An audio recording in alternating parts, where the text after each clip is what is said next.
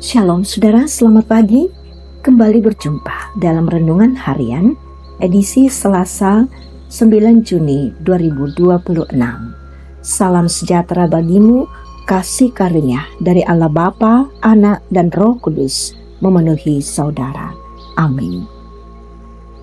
Kita bersyukur karena anugerah-Nya mempertemukan kita kembali di pagi yang baru ini. Hari yang Tuhan berikan sebagai kesempatan untuk mendengarkan dan merespons firman-Nya. Marilah kita membuka hati, bukan sekedar mendengar kata-kata yang terucap, tetapi sungguh-sungguh menerima pesan yang Tuhan titipkan di dalamnya. Sebab yang utama bukanlah cara kita menyampaikannya, melainkan Kristus sendiri yang menjadi isi dan tujuannya. Baiklah kita bersama-sama membuka hati kita, memulai dalam doa. Kita berdoa. Ya Tuhan Allah yang Maha Kuasa, kami datang di hadapan-Mu pada pagi ini dengan hati yang terbuka. Sebelum kami mendengarkan firman-Mu dari surat Rasul Paulus kepada jemaat di Korintus, kami memohon agar Roh Kudus bersama-sama dengan kami, memberikan kami hikmat dan memimpin kami dalam memahami firman ini dengan benar. Kami percaya bahwa Tuhan dipermuliakan di atas semuanya. Dalam nama Tuhan Yesus Kristus, kami berdoa. Amin. 1 Korintus pasal 2 ayat 1 sampai ayat 11. Firman Tuhan. Demikian juga, ketika aku datang kepadamu, saudara-saudara, aku tidak datang dengan kata-kata yang muluk atau dengan hikmat yang tinggi untuk menyampaikan rahasia Allah kepada kamu. Sebab aku telah memutuskan untuk tidak mengetahui apa-apa di antara kamu selain Yesus Kristus, yaitu Dia yang disalibkan. Aku juga telah datang kepadamu dalam kelemahan dan dengan sangat takut dan gentar. Baik perkataanku maupun pemberitaanku tidak kusampaikan dengan hikmat yang meyakinkan, tetapi dengan bukti kekuatan roh, supaya iman kamu jangan bergantung pada hikmat manusia, tetapi pada kekuatan Allah.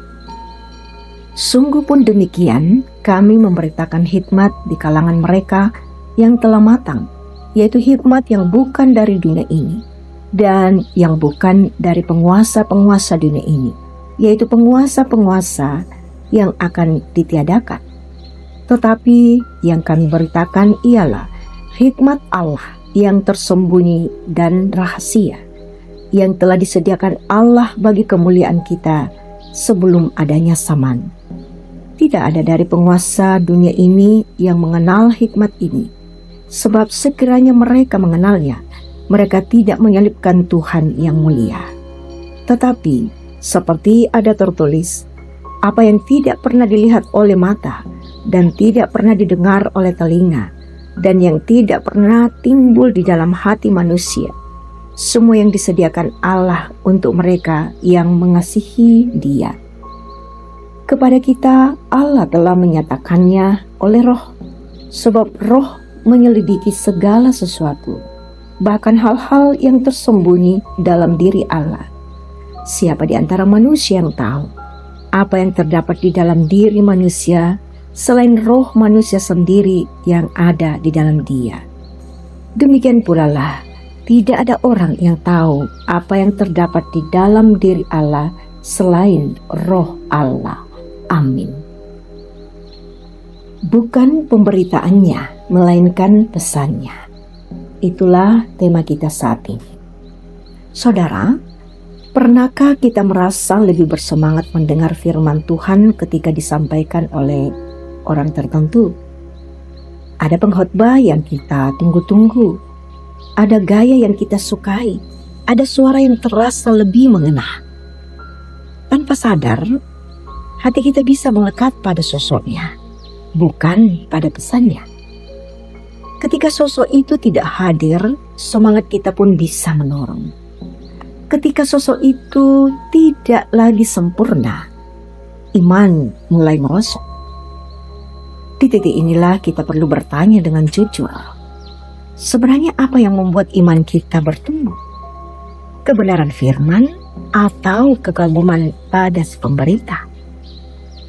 Melalui suratnya, Rasul Paulus mengingatkan jemaat di Korintus bahwa ketika ia datang memberitakan Injil, ia tidak mengandalkan kefasihan atau hikmat manusia.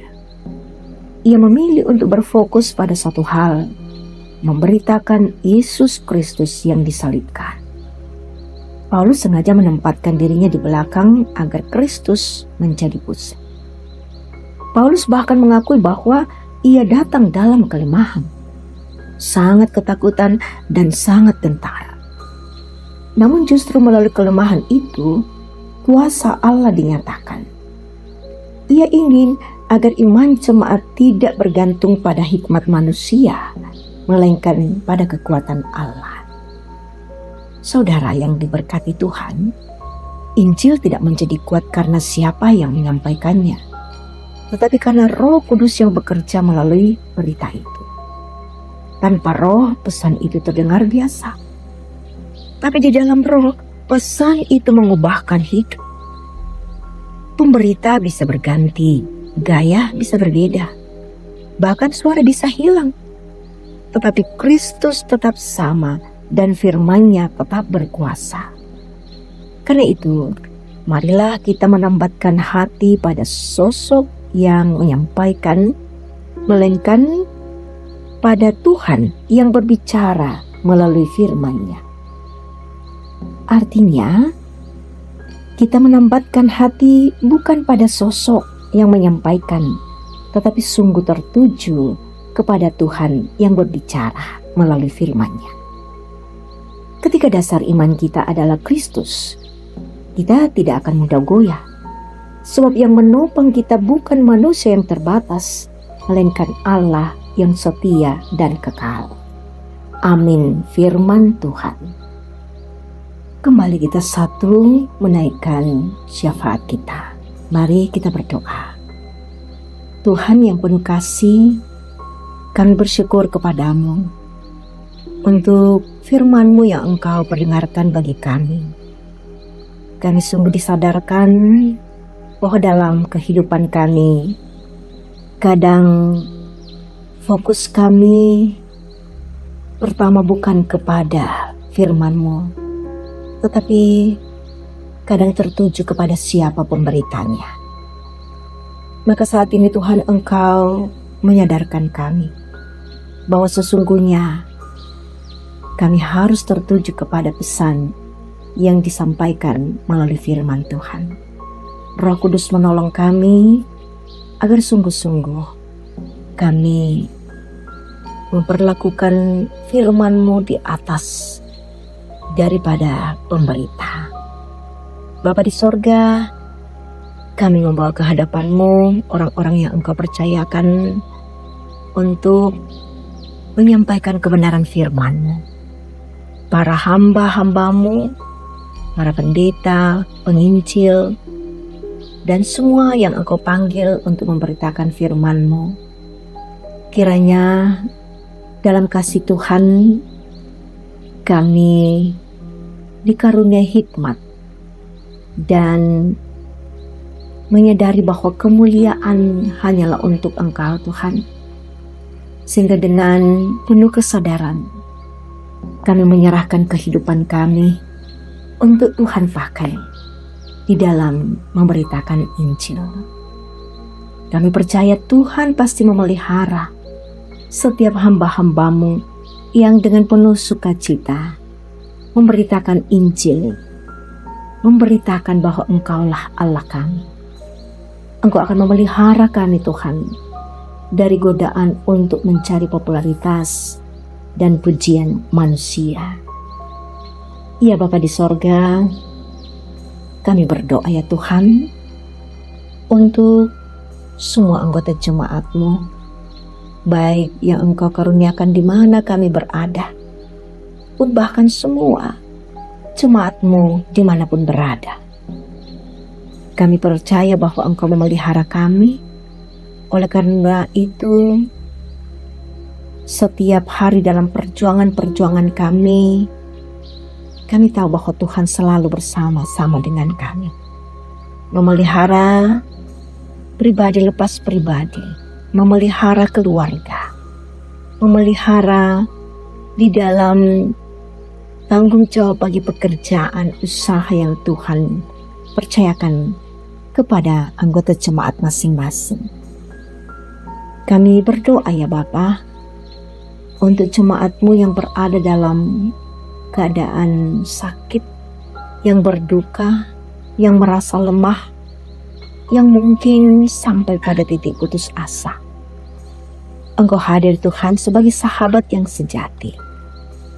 Biarlah mereka merasakan bahwa kasih-Mu sungguh melampaui akan segala pengertian kami. Sehingga dengan demikian ya Bapa, tidak ada yang mustahil bagi-Mu. Semuanya akan terjadi bagi diri kami dalam kehendak-Mu. Kami berdoa ya Tuhan, untuk kehidupan kami dalam berbangsa dan bernegara. Engkau memberkati para pemimpin dalam segala tingkatan.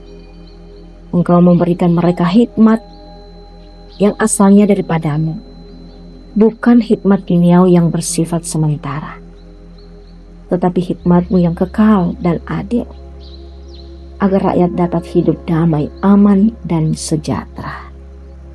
Diberkatilah kami semua yang menyatu dalam renungan pagi saat ini.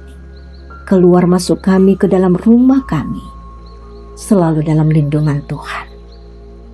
Karena itu kami percaya hari ini kami memuliakan Engkau melalui setiap aktivitas kami.